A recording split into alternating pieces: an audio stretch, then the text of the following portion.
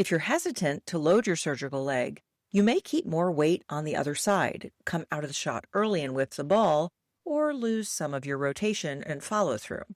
The result may be less power, inconsistent contact, or more shots heading somewhere other than where you planned. Are you ready to get back to what you love after knee replacement? The Total Knee Success Podcast is your trusted guide with practical tips, evidence-based strategies, and no fluff. It's not personal medical advice, just solid education to help you manage pain, regain mobility, and get back to living the life you love. Let's dive in.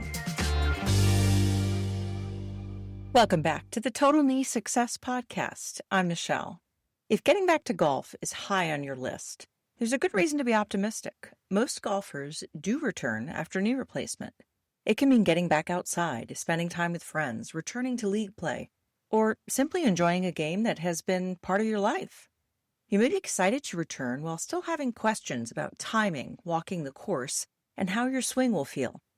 At the end of this episode, you'll understand what the research says about return timelines, what helps prepare you to play again, and what a gradual return to the game can look like.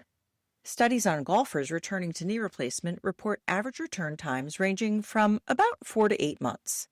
One study of 143 regular golfers found that almost all returned, with the average return to an 18-hole course occurring at about 3.7 months. Another study reported that about 82% returned at an average of 5.3 months. Other research has reported an average closer to 8 months. Those timelines give you perspective rather than a countdown to your first tee time.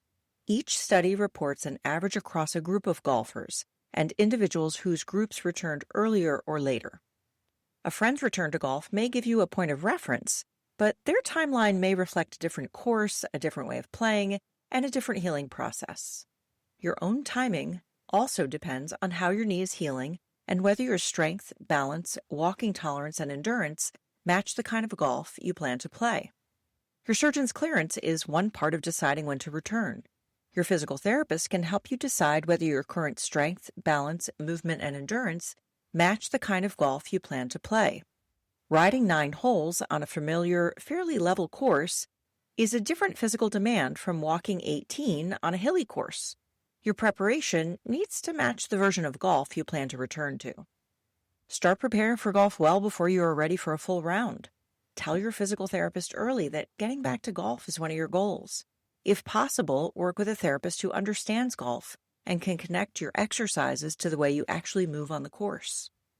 When your therapist knows golf is one of your destinations, they can build those demands into your program instead of finding out about your tee time during the last week of therapy.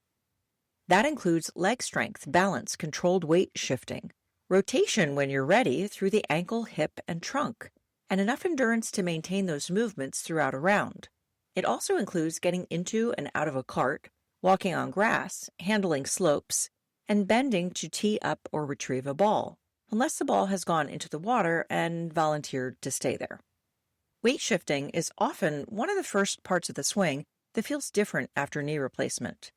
If you're hesitant to load your surgical leg, you may keep more weight on the other side, come out of the shot early and whip the ball, or lose some of your rotation and follow-through. The result may be less power, inconsistent contact, or more shots heading somewhere other than where you planned. Your therapist can help you practice accepting weight through your surgical leg with control.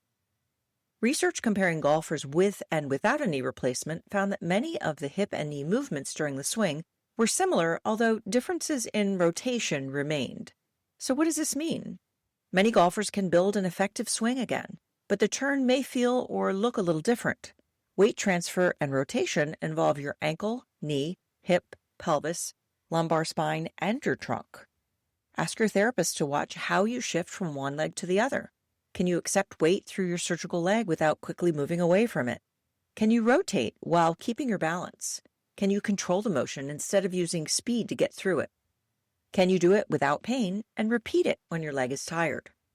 Many physical therapists can help you prepare to return to golf by addressing strength, balance, mobility, weight transfer, and movement throughout your entire body. I do this in my own practice, and many other physical therapists do too. A therapist with golf experience can connect those areas to your swing, and the demands of the course. For physical therapy professionals who wanted to take their golf-specific knowledge a step further, something like the Titleist Performance Institute, or TPI, offers them additional training for assisting golfers. TPI calls the relationship between physical abilities and the swing the body-swing connection. While your knee is healing, keep the rest of your body prepared too. Follow the restrictions from your surgeon and therapist, but ask what kind of upper body and trunk strengthening you can safely continue. Maintaining strength through your shoulders, upper back, arms, and trunk can make returning to the club much easier later. There's no advantage to waiting several months to discover that your knee is doing better, but the rest of your golf body has gone missing. You can also begin reconnecting with the game before you're ready for the course. Putting at home is often a good place to start, and you may be able to begin practicing quite early after surgery once you can stand comfortably and your healthcare team agrees that it's appropriate. Putting gives you a club in your hands without the force or rotation of a full swing. It also helps you challenge your balance in a small, controlled way. You're organizing your stance, making small weight adjustments, and standing long enough to repeat the task. It may even be a good time to sharpen your putting. Drive for show, putt for dough still applies after knee replacement. Keep the first session short. 5 or 10 minutes may be enough. Standing still can be more tiring than walking, especially early on. Notice whether you're locking your surgical leg or shifting most of your weight away from it. Your setup may feel different depending on which knee was replaced and whether you putt right or left-handed. If the stance is uncomfortable or unsteady, bring that observation to physical therapy so you can get some coaching on how to address it. Reading a green may require more knee flexion than the putting stroke itself, especially if you're accustomed to getting low behind the ball. You can ask your PT for tips on being able to squat lower. And if a deep squat continues to be uncomfortable, options include staying higher, stepping farther behind the ball to read the line, or learning something like aim point, which is used by golfers including Adam Scott and Justin Rose. Aim point uses your feet to assess the slope and aligning your fingers with your view to select a starting line, allowing much of the read to be done while standing. When the ball's in the cup, a pickup attachment on the end of your putter may also reduce how far you need to bend. I linked one from SuperStroke in the episode description. Before getting out on the course, make sure you can safely maneuver on uneven grass and move into short chips from level ground. Then progress to slightly longer chips, pitch shots, and partial swings with a wedge or short iron. From there, add a slightly longer club, a little more rotation, a little more weight transfer, and a little more speed after you've tolerated the previous step. When that feels consistent, add either swing length, club length, or volume. Try adding one at a time. If you move from 10 half wedges to a large bucket with every club in the bag, you might not know which part exceeded your current capacity if you're sore afterward. At the range, the next ball is waiting, and golfers can easily turn a small bucket into a performance review. Keep the first few visits short and watch what happens as you tire. Changes in your weight shift, turn, or finish may appear before pain or swelling. Finish while your swing still feels organized so you can see how your knee responds. As you return to longer clubs and fuller swings, your timing, weight shift, rotation, or finish may be different from before surgery. A golf teaching professional who understands your knee replacement can help you adapt your swing to those changes. And one quick equipment note before we move from the range to the course. Early on, reaching your foot, tying laces, and pulling on a standard golf shoe can require more knee bend and twisting than you might expect. A hands-free slip-in style may make the shoe easier to put on. Look for a secure fit and traction appropriate for the course conditions. I included Amazon affiliate links to a grouping of several slip-on golf shoes in the show notes. If you purchase through one of those links, I may earn a commission at no additional cost to you. Thank you. Being ready to swing a club and being ready to play around are two different things. 9 or 18 holes can mean several hours on your feet, even if you're using a cart. Before you return, it can help to build your standing and walking tolerance toward the kind of outing you have planned. If you plan to ride, prepare for the total time out, not only the number of steps. You still have to get in and out of the cart repeatedly, walk from the path to the ball, and stand for every shot. If you spend enough time on your feet beforehand, the length of an outing is not a surprise.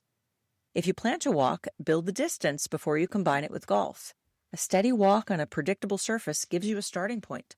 Walking on a course also involves grass, slopes, cart paths, interruptions, and the occasional sand trap.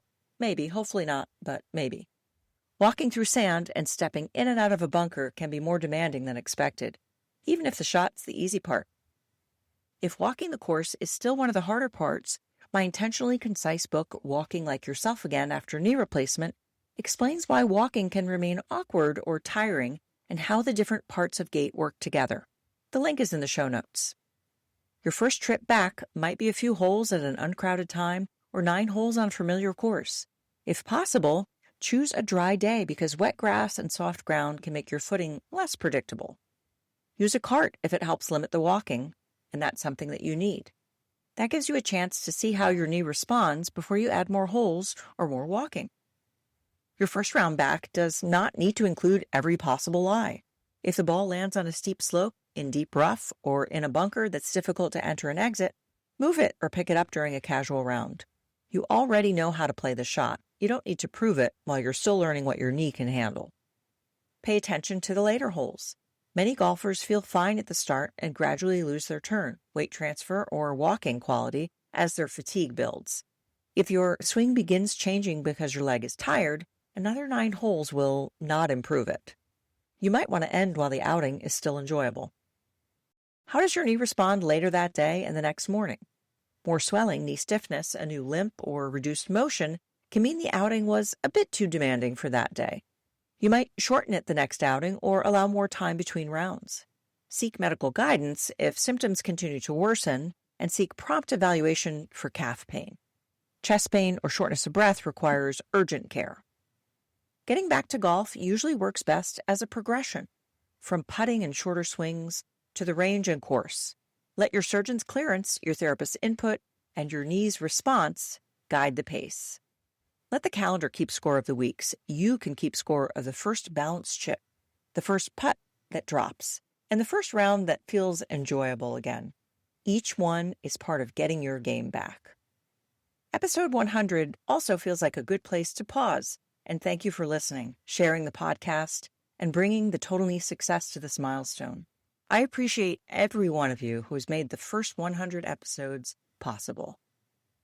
In episode 101, Road Trips After Knee Replacement, we begin our travel and outdoor activity series. We'll talk about knee stiffness, swelling, movement breaks, driving, and practical considerations for long hours in the car after surgery.